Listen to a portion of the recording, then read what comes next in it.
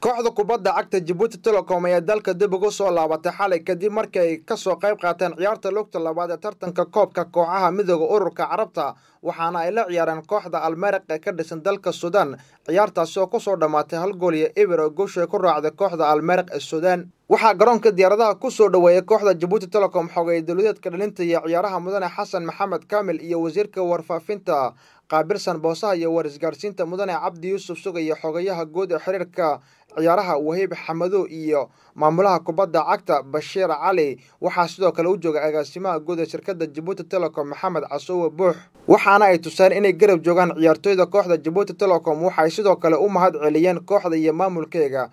qaab ciyaareedkii wanaagsan ay ku soo bandhigtay garoonka kooxda Al Merrikh ee Suudaan dib markaan ka soo qayb qaadanay ciyaaraha Israa'iilka ee Carabta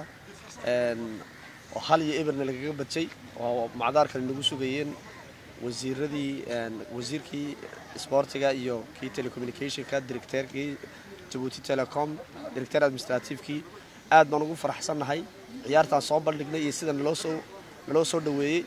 dhammaan waxaan u mahad celinaynaa dawladdeena ugu horeeyo president de la republique iyo wasiir sportiga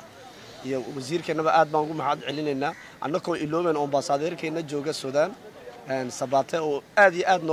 nolol dadaalay intii halkaan aan joognay miday Suudaan iyo ka qayb galayay tartanka ciyaaraha wadannada Carabta oo wareegii hore halkan ay ku ciyaareen qolada Mariikh yiraahday maaragtay kiiba Suudaan ka socota oo halkan barbarac kula galeen oo hal iyo hal ay ku kala baxeen wareegii labaadna halka ay tageen ay xalay la soo ciyaareen sidaad arkayseen telefishinka wad kala socoteen kooxda Al Sabiix Djibouti Telecom waxay la timid firfircooni iyadoo